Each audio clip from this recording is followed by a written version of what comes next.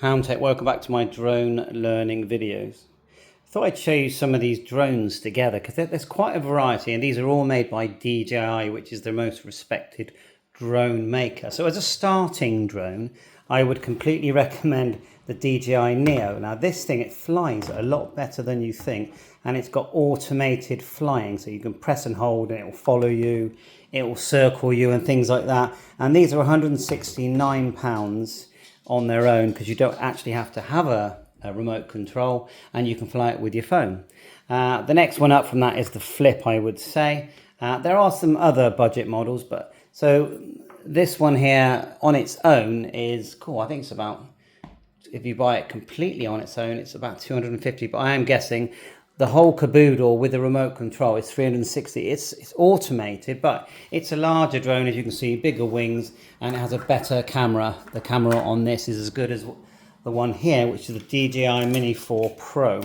These are under 250 gram drones. They're very popular because the specifications on them is excellent, but look out for the new Mini 5 Pro. But this is probably my favorite drone. Now, all kinds of remote controls. This one's called the RC 2, and it's a color screen remote control, and a pure joy to use. But they brought out a new one here which actually acts as a normal tablet, and when it folds down, the actual sticks fold down as well. How cool is that? And it still stays on. You can still use it as a tablet. It's got HDMI out.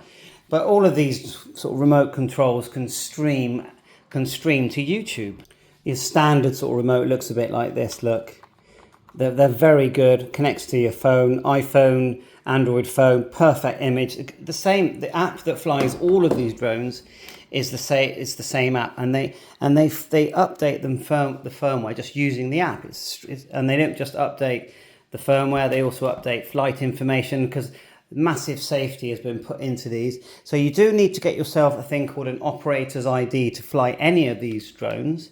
And with the larger ones, you need to take a flyer ID test, which is, you know, I took it. It took me, I had spent 2-3 hours studying, and then I passed it online, and you can take it again and again. So this is the newest one that's just come out, called the Mavic 4 Pro.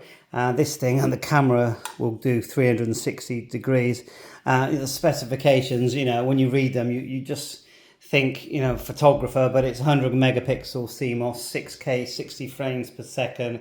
It's got slow motion, obstacle avoidance, night vision, and it can actually fly 30 kilometers. Now, I don't think this one can, you know, this is probably, I would say, the flagship drone in the sort of recreational part of the hobby. But don't get me wrong, these are used commercially for, you know, for businesses, inspecting roofs, all that kind of stuff. So don't think this is a underrated drone. But the cheapest you're going to get this is, you have to buy it with a remote like this, is about £1,879. But you can buy the whole caboodle that includes this remote here in the background, 3 spare batteries, and a charging dock. And this thing will fly for 51 minutes. This is the DJI Air 3S. Again, fantastic. This has got 3 lenses. That's got 2 lenses. This is 1 kilogram in weight. This is about 800 kilograms in weight. Please check everything I'm saying. My video is for entertainment purposes only. I am not part of the drone CAA authority. I'm just Andreas, tinkering with my drones. They're here on the table at home, completely safe. This one's on charge at the moment. So yeah, if you're going to get out, there are rules you need to follow. I highly recommend you join a club called, the club that I join is called FPV, and then you can use what they call Article 16, just to fly, you know, nearer people, but not in a dangerous way. You have to take a risk assessment, and to fly in more places than normal, and that's because when you join the FPV, and they give you the handbook to learn what the Article 16 rules are. You know, hopefully you're using that, let's call it training, and you're going to fly in a safer manner. Of course, I'm not going to grab this now and start flying it in my garden when I've got my children playing. A lot of it is common sense. You're not going to go to the park and fly a drone when you've got kids that you can, in eyesight, I would say. Not a drone like this. You've got no chance, you know, just be madness to do that. You're not big open places where you can't harm or hurt anyone. Just fly your drone and take some excellent footage. So some people just like flying drones, which is pretty much what I like doing. Some people want the best photography. The drone actually records within the drone, but you can also record on the remote controls, and you can actually screen record with audio. You're not going to record audio when it's up in the sky, it's going to be too noisy. So yeah, it's just great fun. Like I said, this kit now, the Mini 4 Pro kit has come right down in price, about £700 now.